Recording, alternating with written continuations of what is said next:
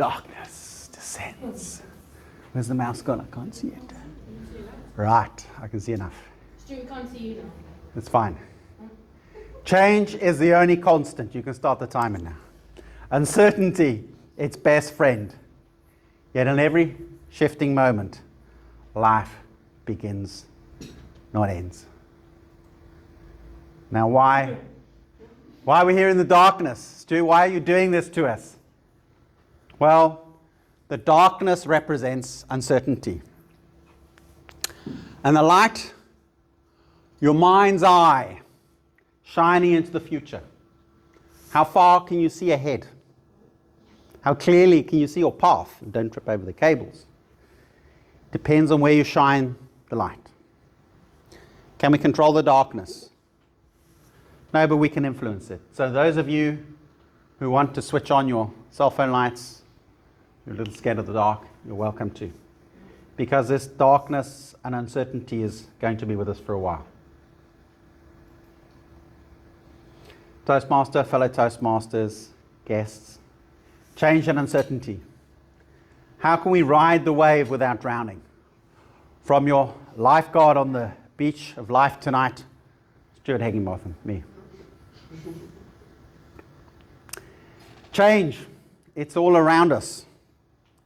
But where you shine the light in your mind's eye, maybe there's a shadow in your path.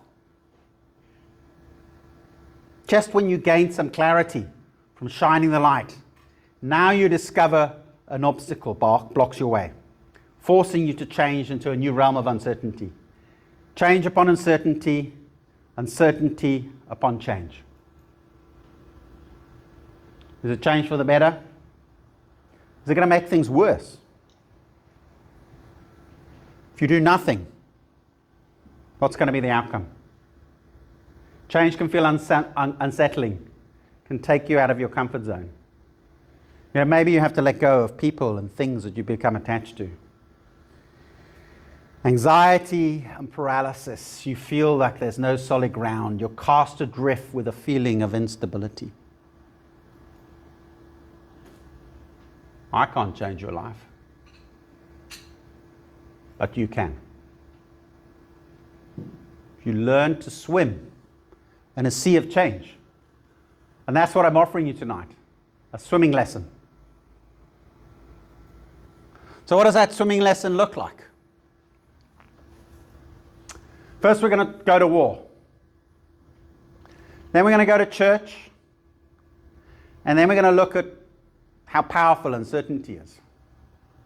And if we want to master change, we're going to need to understand the challenges that change brings. And then just like you get breaststroke, backstroke, butterfly to move through the water in swimming, you get ways to move through change. And those are champions and challengers and kites. And I'm going to explain those to you as we go. And I'm afraid it could all still go horribly wrong. So you're going to need a life jacket. And that life jacket is resilience. You need a life jacket of resilience to wear in the storm.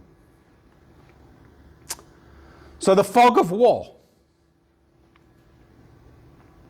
Uncertainty, confusion, lack of information, and conflict. That's what commanders are faced with. That's what the term means.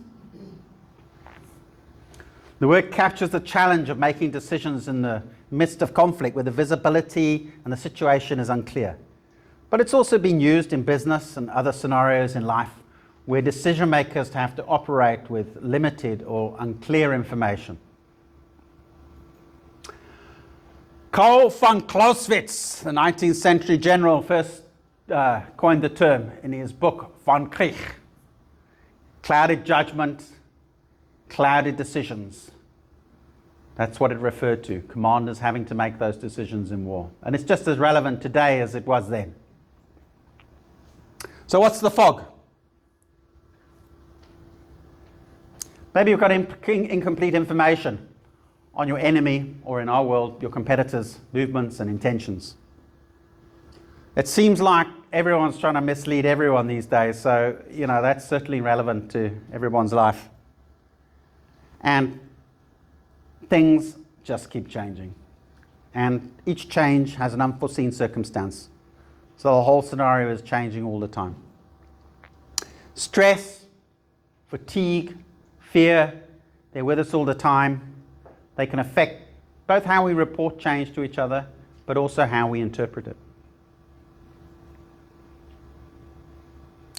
The fog is a reminder of the unpredictability and uncertainty inherent in decision-making scenarios. It emphasizes the challenges of making informed choices in a situation where the visibility of it is limited. Maybe it's time to turn to a higher power. God, grant me the serenity to accept the things I cannot change, the courage to change the things I can, and the wisdom to know the difference. The Serenity Prayer. An American theologian came up with this in 1932. And it was adopted by the most well-known change masters of our age, Alcoholics Anonymous in the 1940s. You'll find it printed on the little cards that are given out at Alcoholics Anonymous meetings. That's fine, you just carry on drinking your wine. Change is not all bad. Even uncertainty has its uses. Without uncertainty, what would be the fun in a surprise birthday party? Whoops. There we go. Oh.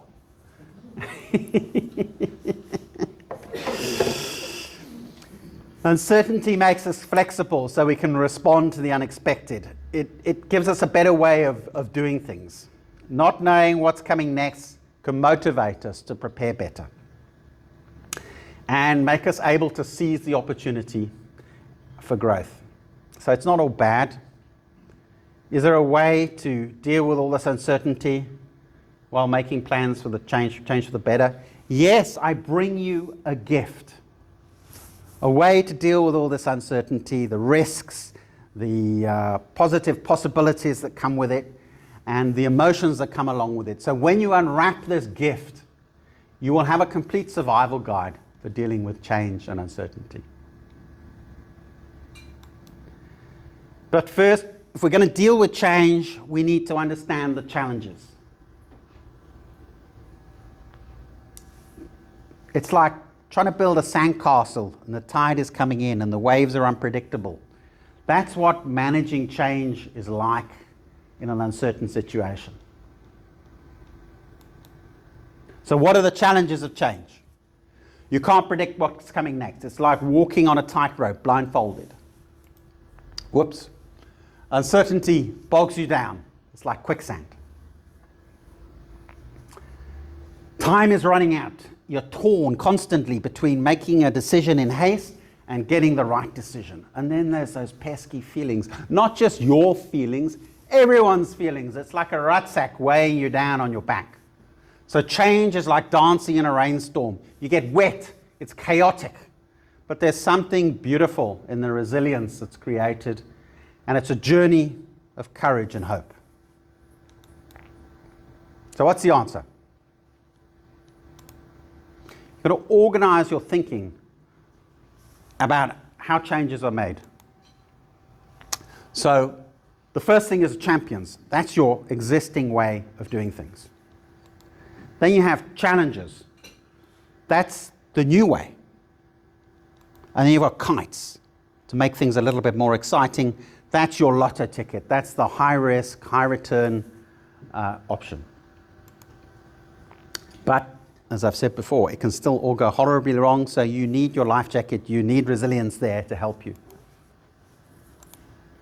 So, okay, what are these champions and challenges about?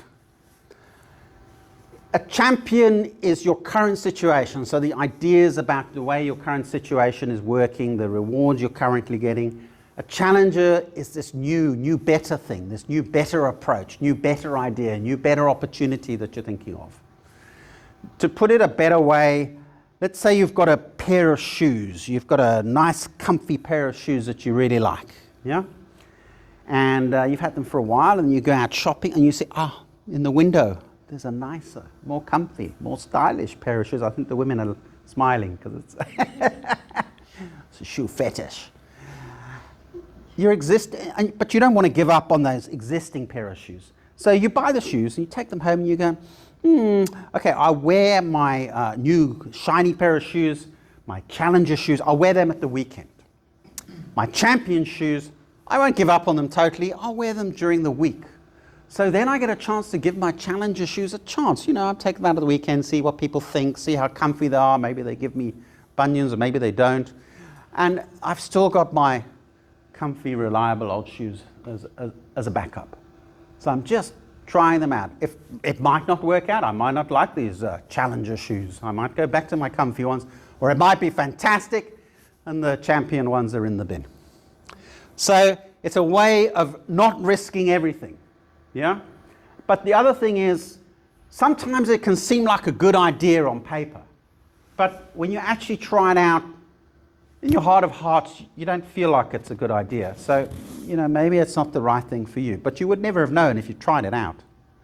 There's also a risk, though, in not trying out new things.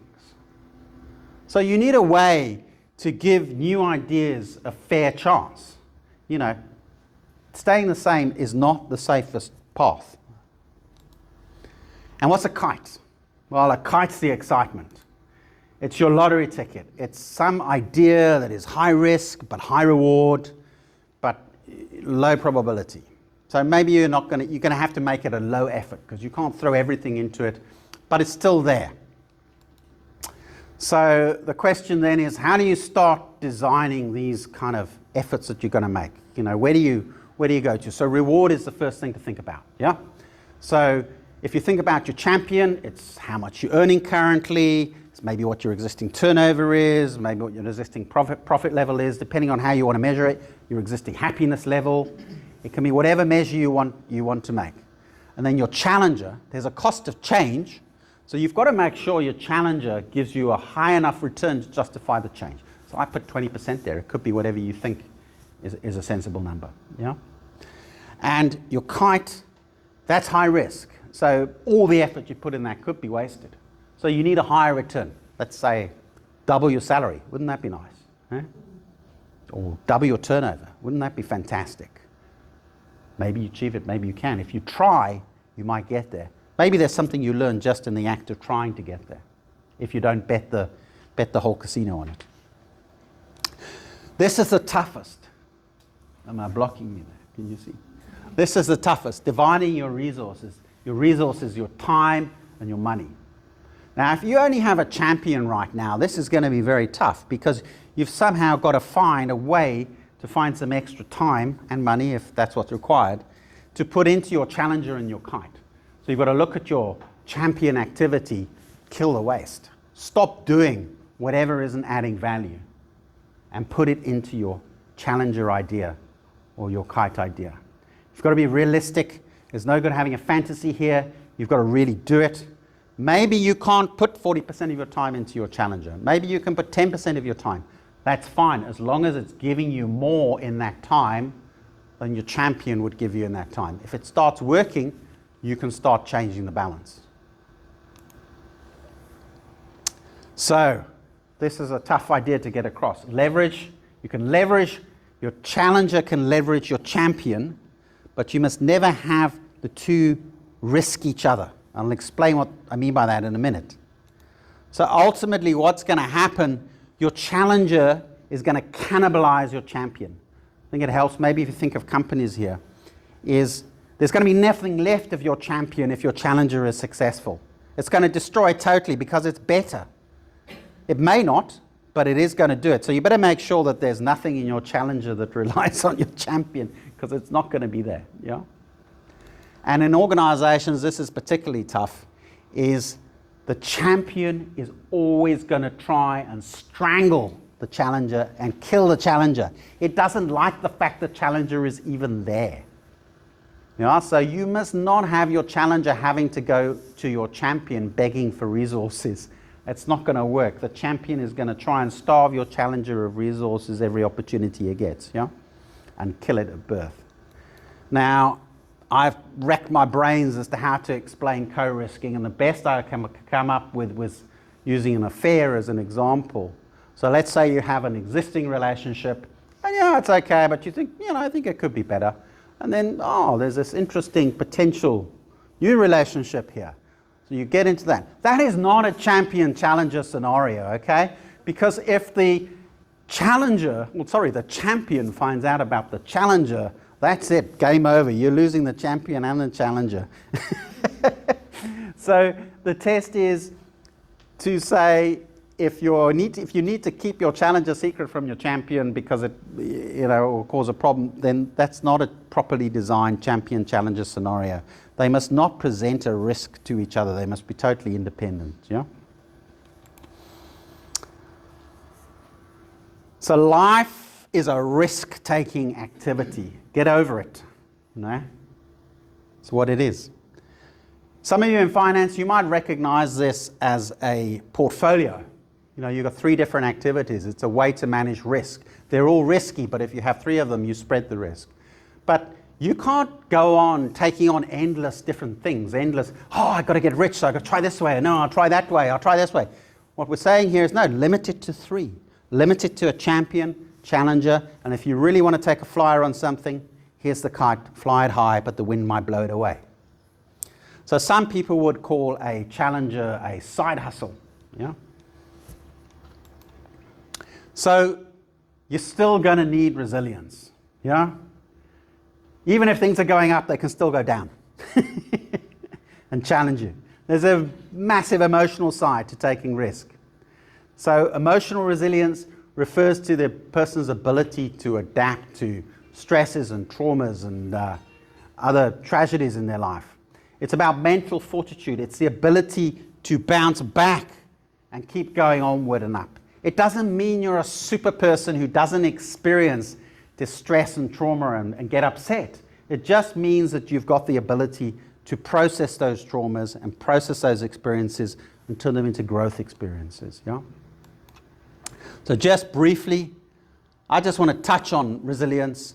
What I like to do is ask people to score themselves on each of the dimensions of resilience. Yeah. And if they score low in a particular dimension, then say, okay, well, let's make some concrete plans to lift that particular aspect of resilience. Because it's a balance. You can't just focus on one. You've actually got to focus on all of them. So adaptability, that's about being able to deal with change and accept changes. Perseverance, that's the go bocker, run the ball down, even if it looks like a long shot. And perspective. Perspective is the first thing that goes when you're under stress. If you're under stress, you always have to ask yourself, are you keeping the right perspective? Are you seeing things as they truly are? Yeah? Positive relationships, we talked about the opposite of that earlier, but positive relationships are the real foundation of resilience.